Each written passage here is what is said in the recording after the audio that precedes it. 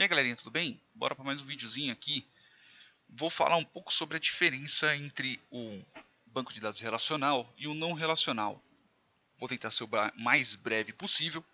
E se você já sabe a diferença entre eles, ou se você já assistiu os meus vídeos antigos lá de 2017, não tem problema, pode pular esse. Caso não, vamos embora. Então, vou tratar primeiro do SQL Server, do MySQL, que são os bancos de dados relacionais. Então, qual que é uma das características do banco de dados relacional? Ele tem uma estrutura bem definida. Né? Bem definida, não estou falando como uma qualidade ou defeito. Né? Ele tem uma estrutura definida e ele tem que ter essa estrutura definida previamente. Então, o que eu quero dizer? Antes de você começar a usar a bendita da tabela de dados, na base de dados, desculpa para ser mais exato, você precisa fazer o quê? Você precisa criar a base de dados, você precisa criar a tabela, definir qual que é a estrutura, vamos dizer assim, física da tabela. Então, qual que é o tipo de dado de cada coluna, quais são os campos daquela coluna. Então você vai definir nome, você vai definir tipo. Né? Então, vamos considerar que eu tenha, sei lá, tabela TBL pessoas, por exemplo. Pessoas. Ok? Na tabela pessoas, eu tenho que definir o quê? Eu tenho que definir quais são os campos que eu tenho ideia que eu vou usar. Então, eu sei que vai ter, sei lá, o ID da pessoa, eu sei que vai ter o nome da pessoa, vai ter a idade da pessoa, ok? Então eu tenho que definir, aqui vai ser, por exemplo, tipo inteiro, aqui vai ser um tipo inteiro, né, numérico, não, o nome da pessoa não, o nome da pessoa ele é texto, né? Texto, né? Se ele vai ser um texto variável, se ele não vai ser variável, aí depende como que você analisa a estrutura. Então, eu tenho a idade que vai ser um número inteiro, então não precisa nem ser inteiro, né? Tem 1 milhões, tem milhões de números possíveis. Eu posso colocar, sei lá, tiny int. Dificilmente uma pessoa vai passar, sei lá, de 128 anos, tá? E todas as estruturas que na sua cabeça inicialmente, na sua cabeça não, né, na estruturação do problema ao qual você tenha, você cria, ok? E quando você está tratando também sobre dados relacionais, uma base de dados relacional, como já diz o nome, você tem que relacionar essas informações. Então, quando nós estamos tratando aqui sobre normalização, bem por cima, nós vemos que o nome, o endereço da pessoa, não é muito plausível você deixar ela numa tabela de dados que é do nome pessoas. Por quê? Porque Joãozinho e o Pedrinho, eles podem morar na rua fulano de tal. Então, para que eu vou ter dois nomes diferentes, vou ter dois registros iguais, sendo que eu poderia simplesmente relacionar eles? Então, eu sei que então, já que é assim, eu tenho que ter um endereço, tabela de endereços, né, TBL, que eu tenho aqui, tá? TBL endereço, eu vou ter o ID do endereço, eu vou ter o nome da rua, vou ter bairro, estado, seja lá o que for. A pessoa que eu estou tratando, ela pode ter um só endereço? Então eu posso colocar, sei lá, o ID de endereço na tabela de pessoas mesmo, né, e relacionar. Ou eu posso criar, a pessoa pode ter N endereços, né, sei lá, ela pode ser, a gente pode estar tratando de uma imobiliária, por exemplo. Então, numa imobiliária, eu posso tomar conta de N casas de uma única pessoa. Então eu vou ter, sei lá, uma tabela que relaciona pessoas com casas. Né? Então eu posso ter uma tabela só de casa, qual vai ter um endereço, aí eu vou relacionar, sei lá, tipo a pessoa 1 com a casa 1, eu posso relacionar a pessoa 1 com a casa 13, eu posso relacionar a pessoa 1 com a casa 27 e assim por diante. Mas veja que, principalmente quando a gente está tratando disso, numa questão estrutural, eu tenho que definir toda a estrutura da minha base de dados para começar a usar ela. Ok? Já quando nós estamos tratando de uma base de dados não relacional, como por exemplo o MongoDB, a estrutura dela é um pouco mais flexível. Se for comparar entre um ou outro, ela é bem mais flexível. Por quê? Porque eu simplesmente só vou jogando as informações lá e o próprio banco de dados ele se vira para poder armazenar. Porcamente traduzindo é isso.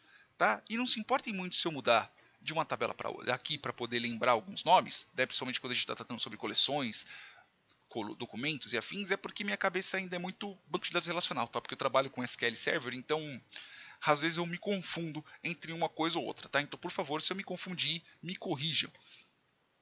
Então, quando nós estamos tratando de uma coleção aqui no Mongo de dados, no banco de dados do MongoDB, conforme a gente for colocando, ele vai ter uma estrutura diferente. E eu posso ter uma estrutura diferente para cada linha que eu estou tratando. Que neste caso não é linha, neste caso são documentos que eu estou colocando dentro da minha coleção.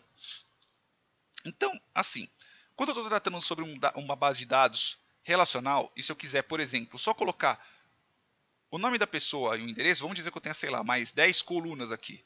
Seja lá quais são as colunas, ok? Então, eu teria que colocar, sei lá, o nome da pessoa. Então, sei lá, eu teria o João, ok? Ele teria, sei lá, 10 anos. E todos os outros campos ficariam, por exemplo, nulo. Ou, sei lá, com um dado pré-formatado. Tá? Eu defino na estrutura da minha base de dados, que se estiver vazio ele seja nulo, ou caso não, ele seja, sei lá, tipo um valor X qualquer. Mas de qualquer jeito, esses dados aqui eles vão estar contando ali na tabela, na estrutura da base de dados. Já quando a gente está tratando sobre documentos e coleções, né, como está aqui, então na minha coleção eu posso ter, sei lá, na coleção de pessoas, tá? Eu posso ter o nome da pessoa, por exemplo, só o João, e ele ter, aqui, aspas, tá? E ele ter uma idade de 10 anos, ok? E na mesma coleção, né, eu posso inserir um documento diferente. Então eu posso colocar aqui como nome da pessoa o Pedro, ok? O Pedro pode ter a idade de 13 anos, ok? E aqui dentro eu posso colocar, sei lá, jogos não, nome do cachorro. Nome do cachorro. Cheetos, o nome do cachorro. Por quê? Porque eu quero. Simples assim. Estamos tratando do mesmo documento, só que são estamos tratando da mesma coleção e com documentos com estruturas diferentes. Eu não preciso dar um alter table, por exemplo, como eu precisaria usar numa tabela de um SQL, do SQL Server, do MySQL. Aqui eu simplesmente insiro e ele se vira, o banco de dados se vira. Tem como eu colocar regras para poder ele ter determinados campos? Eu posso colocar também no MongoDB, mas o importante do MongoDB, uma das coisas dele é essa flexibilidade que eu tenho para poder inserir determinados campos ou não. Ao contrário, que se eu fizesse isso no banco de dados relacional, ele subiria um erro, falaria, não tem como eu inserir algum dado aqui, porque afinal de contas esse campo não existe. Já no MongoDB, você simplesmente só põe o campo e o próprio banco de dados ele se vira para poder montar essa estrutura para você e para poder gerenciar essa estrutura quando você precisar desses dados ou não. Ok? Eu acho que é isso, pelo menos por enquanto. É lógico que conforme os exemplos forem surgindo, eu vou mostrando para vocês a diferença entre um e outro, mostrando com SQL, mostrando com MongoDB, ok? Para vocês terem essa noção e verem a diferença entre um campo ou outro.